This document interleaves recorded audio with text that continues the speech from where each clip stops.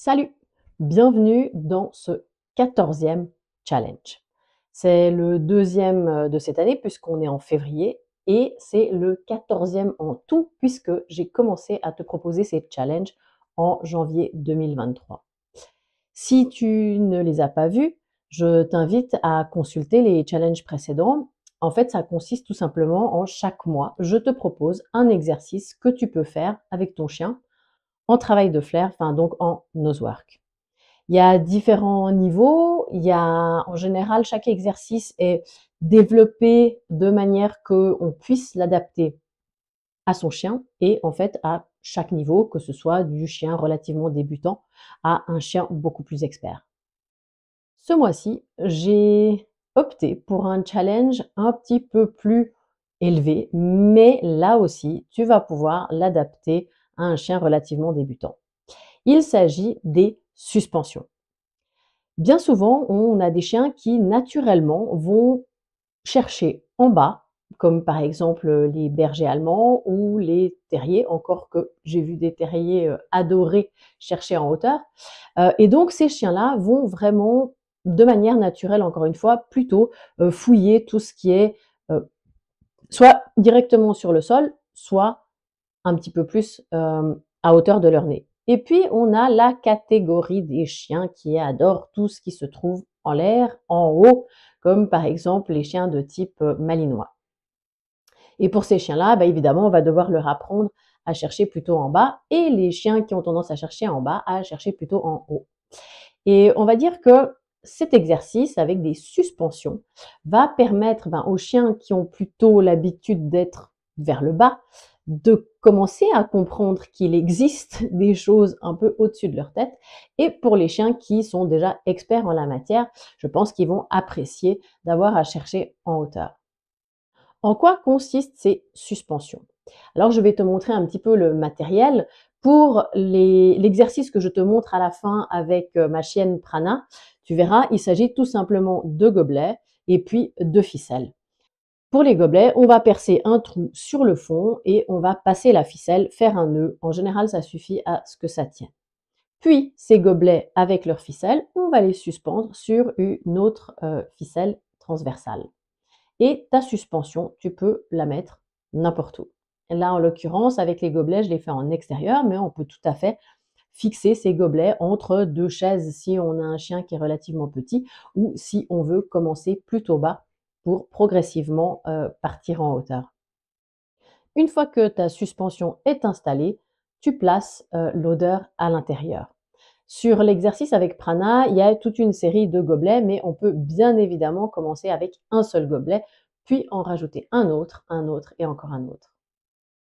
Une autre manière de faire cet exercice, c'est d'utiliser des petits contenants comme ceci, qu'on peut évidemment fermer. Donc là, on va mettre notre odeur à l'intérieur et puis là, moi, ils n'ont pas de trou, mais je perce un trou et je place l'odeur à l'intérieur et ensuite je referme.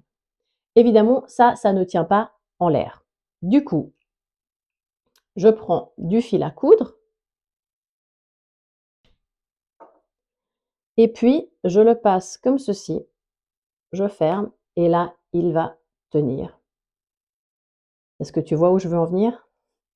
Eh bien évidemment, je vais attacher un bout et l'autre à peut-être du mobilier, là encore une fois, entre deux chaises, pour que en fait l'odeur soit suspendue.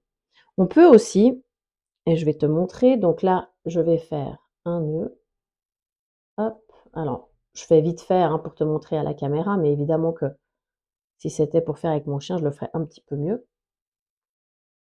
Ah, alors attends, mon nœud, il tient pas. Ah si, on va faire un double nœud, comme ça, on est sûr. Les aléas du direct. Hop, voilà. Donc là, ça tient. Et puis, en fonction de la longueur de ma ficelle, je vais même pouvoir attacher, ou fixer avec peut-être un bout de scotch ou un bout de pâte à fixe au plafond et avoir cette suspension qui, finalement, pend dans le vide. Donc, quelle est l'idée de cet exercice? C'est d'apprendre au chien que l'odeur peut se trouver vraiment n'importe où et même au milieu littéralement d'une pièce, c'est-à-dire que l'odeur se trouve pas toujours sur des supports, c'est pas toujours dans des contenants, c'est pas toujours sur un meuble, c'est pas toujours peu importe. Bref, c'est pas toujours posé sur quelque chose finalement de visuel, donc où le chien va pouvoir se rattacher, mais que l'odeur peut être dans le vide et n'importe où. Donc, soit tu vas opter pour ceci, qui est un peu plus discret. Moi, je te conseille, avec un chien relativement débutant, de commencer avec des gobelets parce que là, évidemment, on va avoir l'aspect visuel. Et puis, au fur et à mesure des progrès de ton chien, tu peux opter pour quelque chose de moins visuel. Évidemment, tu peux utiliser n'importe quel contenant. Moi, je te montre juste ce que moi j'utilise. Mais tu peux tout à fait utiliser d'autres tubes en plastique. Tu peux attacher, si tu mets tes odeurs dans les pailles, tu peux attacher la ficelle à la paille et la paille va finalement pendre dans le vide. Il y a vraiment plein de façons de faire cet exercice. Là, c'était un exemple, mais à toi d'adapter pour ton chien. Une fois que ta zone de recherche est prête, donc tu as ta ou tes suspensions, parce que bien évidemment, tu peux en faire plusieurs. Une fois que tes suspensions sont en place, tu peux amener ton chien dans ta zone de recherche, que ce soit en intérieur ou en extérieur, et il peut effectuer. Donc, tu l'auras bien compris, finalement, le plan de progression au niveau des compétences de ton chien, on commence à peu près à hauteur de nez. Comme ça, le chien, il va finalement tomber dessus, donc on cède de l'aspect visuel.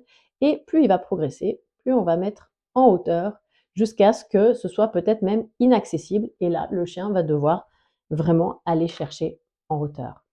Voilà, maintenant c'est à toi de jouer. N'hésite pas à poster les progrès de ton chien et éventuellement cet exercice, si tu l'as filmé, dans le groupe Facebook Mon chien a du nez et je me ferai un plaisir de répondre à tes questions, à tes interrogations si quelque chose ne s'est pas bien passé. Et sinon, tu peux aussi me poser des questions sous cette vidéo, bien évidemment. Si tu as une idée de challenge pour ces prochains mois, n'hésite pas à m'en faire part là en dessous et je me ferai un grand plaisir de te proposer un challenge autour de la thématique que tu souhaites. Ou si tu as des questions, encore une fois, je suis là pour y répondre. À bientôt!